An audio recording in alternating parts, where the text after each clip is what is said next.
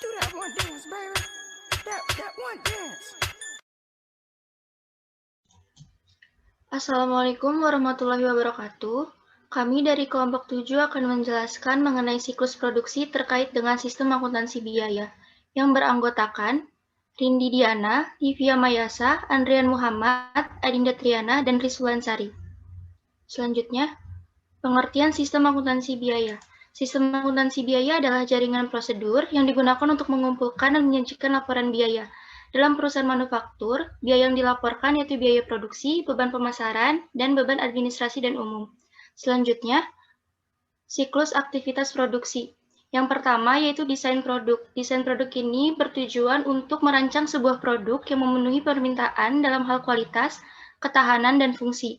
Peran akuntan dalam tahap ini yaitu untuk memberikan informasi yang menunjukkan bagaimana berbagai desain dapat mempengaruhi biaya produksi pada lini produk yang berkaitan dengan meningkatkan jumlah komponen yang digunakan dalam masing-masing produk. Selanjutnya akan dijelaskan oleh Livia Mayasa. Yang kedua, ada perencanaan dan penjadwalan. Perencanaan dan penjadwalan ini memiliki tujuan untuk mengembangkan rencana produksi yang lebih efisien dalam memenuhi pesanan yang ada, sekaligus meminimalkan persediaan bahan baku dan barang jadi. Yang kedua, ada metode perencanaannya. Yang pertama, sumber daya produksi. Dalam metode ini, sumber daya produksi untuk menyeimbangkan kapasitas produksi yang ada dengan kebutuhan bahan baku. Yang kedua, ada metode sistem produksi just in time. Metode ini untuk seluruh proses produksi dan meminimalkan persediaan bahan baku, barang dalam proses, dan barang jadi. Yang ketiga, ada peran akuntan. Peran akuntannya memastikan sistem informasi akuntansi mengumpulkan dan melaporkan biaya dengan konsisten. Selanjutnya, yang ketiga, ada operasi produksi. Operasi produksi ini merupakan aktivitas yang dicapainya berbeda-beda di tiap perusahaan. Jadi memiliki tujuan dilihat dari tingkat otomatisasinya yang digunakan dalam proses produksi. Yang kedua, ada peran akuntannya. Peran akuntan ini memahami bagaimana komputer integrated manufacturing mempengaruhi sistem informasi akuntansi. Dalam CIM ini dapat mengurangi biaya produksi secara signifikan. Selanjutnya akan dijelaskan oleh Rizwan Sari. Yang keempat, ada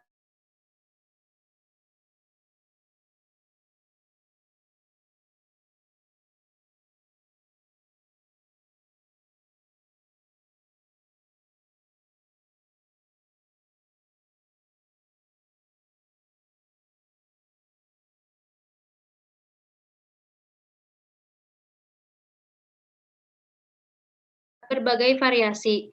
Biaya diakumulasikan juga berdasarkan pekerjaan pesanan dan biaya per unitnya dihitung melalui bagian total biaya pekerja dengan unit yang diproduksi untuk pekerjaan tersebut. Lalu yang kedua ada perhitungan biaya proses. Digunakan ketika produk yang diproduksi bersifat homogen atau satu jenis saja. Biaya diakumulasikan berdasarkan proses atau departemen dan biaya per unitnya dihitung melalui pembagian biaya proses satu periode dengan unit yang diproduksi selama periode tersebut. Selanjutnya ada tujuan utama sistem akuntansi biaya. Yang pertama, menyediakan informasi untuk perencanaan, pengendalian, dan pengevaluasian kinerja operasi produksi. Yang kedua, menyediakan data biaya yang akurat mengenai produk untuk digunakan dalam penetapan harga dan keputusan bauran produk.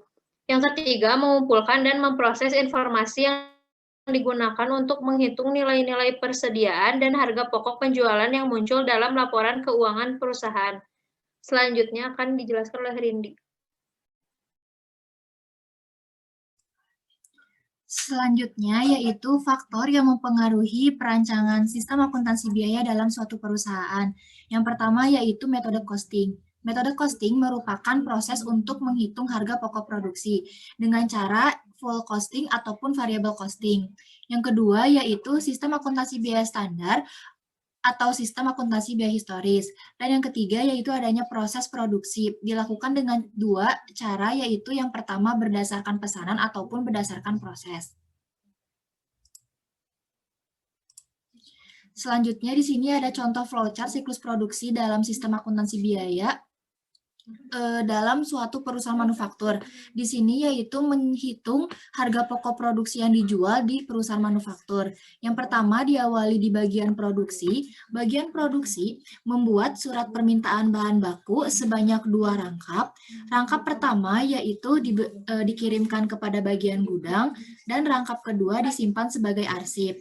Kemudian, bagian gudang setelah menerima surat permintaan bahan baku, bagian gudang mempersiapkan bahan baku dan mengirimkan dan membuat pengiriman surat pengiriman barang ke bagian produksi sebanyak 2 rangkap. Rangkap pertama disimpan sebagai arsip dan rangkap kedua dikirimkan ke bagian produksi beserta bahan bakunya.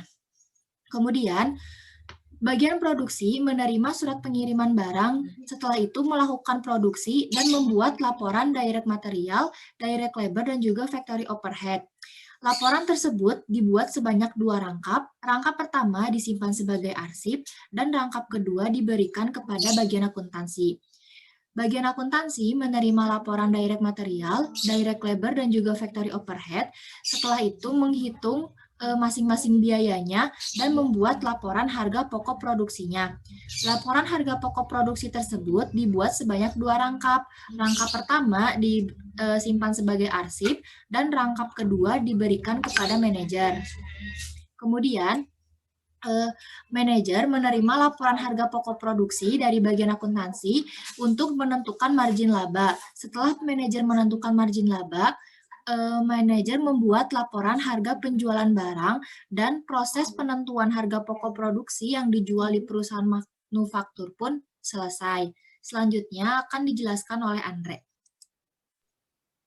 Baik, selanjutnya ada ancaman dan pengendalian. Untuk ancaman yang pertama yaitu data biaya yang tidak akurat, maka ancaman tersebut dapat dikendalikan dengan cara melakukan otomatisasi data sumber dan pengendalian integritas pengolahan data.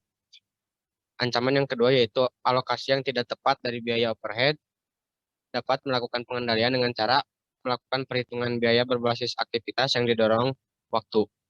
Dan ancaman yang terakhir yaitu laporan yang menyesatkan.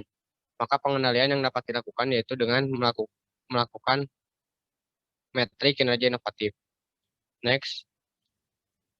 Selanjutnya, di sini ada beberapa unsur pengendalian intern terbagi menjadi 3. Yang pertama ada organisasi. Pada unsur organisasi, contoh pengendalian yang dapat dilakukan yaitu pemisahan fungsi pencatat biaya dengan fungsi produksi. Untuk unsur pengendalian intern yang kedua yaitu sistem wewenang dan prosedur pencatatan. Pengendalian yang dapat dilakukan yaitu surat order produksi diotorisasi oleh kepala fungsi produksi. Dan untuk unsur pengendalian intern yang terakhir yaitu praktik yang sehat.